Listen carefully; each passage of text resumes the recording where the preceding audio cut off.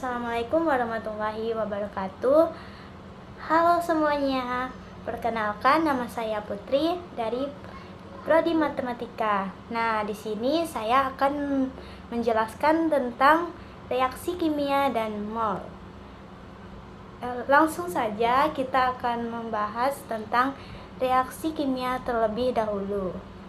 Pengertiannya adalah reaksi kimia adalah proses perubahan zat bereaksi menjadi produk baru dengan susunan atom berbeda. Proses ini melibatkan ikatan kimia yang pecah dan terbentuk kembali. Memahami reaksi kimia sangat penting untuk studi kimia lanjutan karena membantu menjelaskan fenomena alam yang terjadi di sekitar kita. Lanjut kita ke ciri-ciri reaksi kimia. Ciri-ciri reaksi kimia terjadi apabila ada tanda-tanda berikut, yaitu yang pertama terbentuk gas. Gas dapat terlihat dalam bentuk gelembung yang muncul selama reaksi kimia. Yang kedua ada endapan. Endapan terjadi ketika zat padat terbentuk dalam larutan reaksi berlangsung. Yang ketiga, ada perubahan warna. Perubahan warna sering terjadi sebagai indikasi reaksi kimia yang signifikan. Yang terakhir, ada perubahan suhu. Reaksi kimia sering disertai dengan perubahan suhu yang dapat diukur. Nah, di sini kita akan membahas tentang cara menulis persamaan reaksi kimia.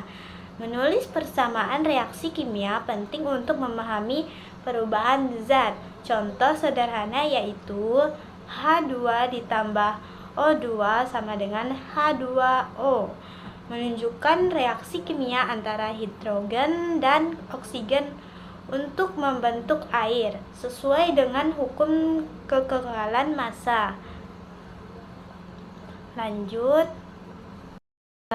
kita ke penyesuaian koefisien reaksi. Memahami hukum kekekalan massa dalam reaksi kimia. Langkah-langkah menyertai reaksi yaitu identifikasi semua zat yang terlibat dalam reaksi.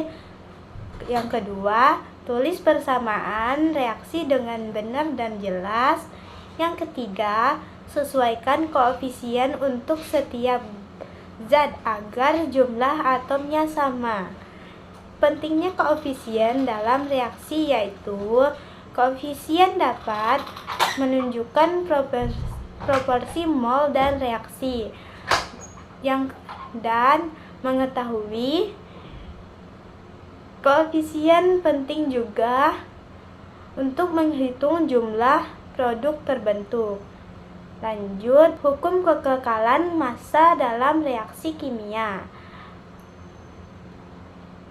Yang pertama ada definisi hukum. Hukum kekekalan massa menyatakan bahwa massa total zat sebelum dan sesudah reaksi tetap sama. Yang kedua, contoh praktis. Misal, pada reaksi pembakaran, massa bahan bakar dan oksigen sama dengan massa produk yang dihasilkan. Yang ketiga, ada pentingnya hukum. Memahami hukum ini, kita dapat menganalisis reaksi kimia dan perhitungan stoikiometri secara akurat. Lanjut, hukum perbandingan tetap dalam reaksi kimia. Yang pertama ada konsistensi dalam senyawa. Hukum ini menyatakan bahwa perbandingan massa unsur dalam senyawa selalu hidup, meski dalam kondisi yang berbeda. Yang kedua ada contoh senyawa. Misal, dalam air H2O Perbandingan massa hidrogen dan oksigen tetap, yaitu 1:8, di mana hidrogen lebih ringan dibandingkan dengan oksigen. Yang ketiga, ada pentingnya pemahaman. Memahami hukum ini penting untuk menyusun reaksi kimia dan memahami komposisi senyawa dengan lebih baik. Hukum perbandingan berganda Dalton. Yang pertama ada bilangan bulat sederhana. Hukum ini menyatakan bahwa perbandingan massa unsur dalam senyawa adalah bilangan bulat sederhana. Yang kedua ada contoh senyawa. Contohnya adalah senyawa CO dan CO2 yang menunjukkan rasio massa karbon terhadap oksigen. Yang ketiga, pentingnya hukum perbandingan berganda Dalton. Memahami hukum ini dapat membantu kita dalam menyusun rumus kimia dan memahami tentang komposisi senyawa. Nah, karena pembahasan tentang reaksi kimia sudah selesai, kita lanjut ke konsep mol. Mol adalah satuan jumlah zat dalam sistem internasional SI. Satuan mol setara dengan 6,022 dikali 10⁻23 partikel yang dikenal sebagai angka Avogadro, menggambarkan jumlah partikel dalam satuan mol zat. Lanjut ke rumus hubungan mol. N sama dengan massa dalam kurung G dibanding mR. Rumus ini menyatakan jumlah mol sama dengan mol dalam kurung N suatu zat yang dapat dihitung dengan membagi massa zat dalam gram dengan massa molar reaktif mR zat tersebut. Nah, kita lanjut ke hubungan mol dengan volume gas.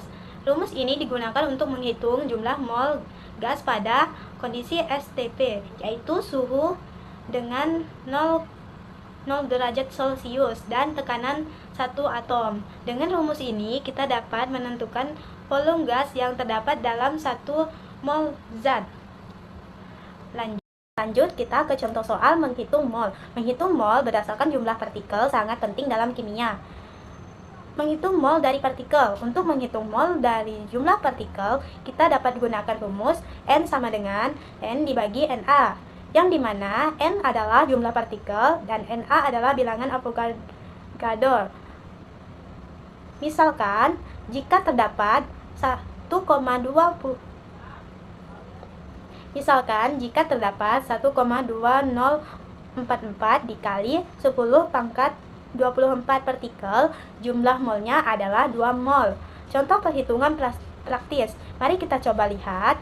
Jika Anda memiliki 12 gram karbon yang memiliki massa molar 12 gram per mol, maka molnya dapat dihitung dengan rumus N sama dengan massa dibagi mR. Jadi, N sama dengan 12 gram dibagi 12 gram mol.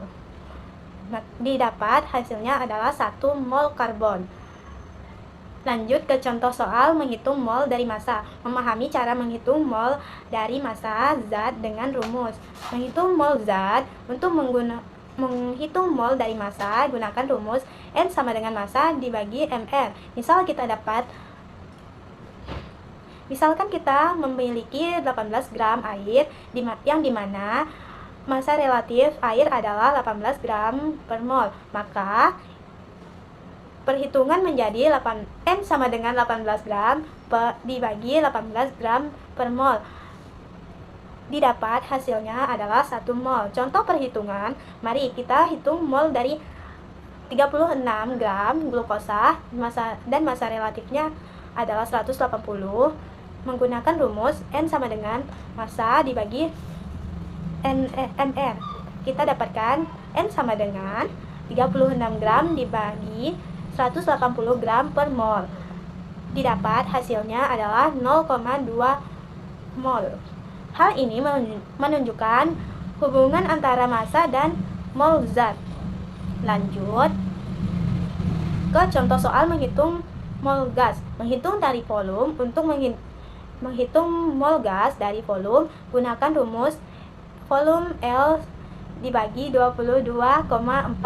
Penerapan rumus, misal volume gas adalah 44,8 L, maka N-nya adalah 44,8 dibagi 22,4, didapat hasilnya adalah 2 mol. Contoh soal lainnya yaitu hitunglah mol dari 11,2 L gas. Maka kita dapatkan hasilnya adalah N sama dengan 11,2 dibagi 22,4,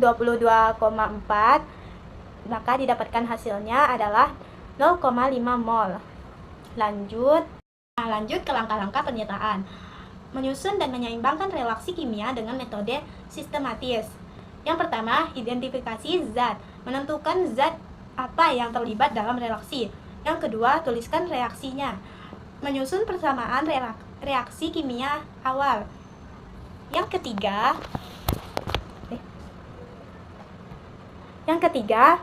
sesuaikan koefisien. Mengatur koefisien untuk keseimbangannya. Yang terakhir, periksa keseimbangannya.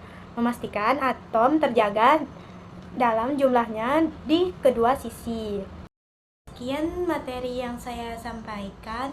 Mohon maaf apabila ada kekurangan dan salah kata. Saya akhiri. Wassalamualaikum warahmatullahi wabarakatuh. Bye-bye.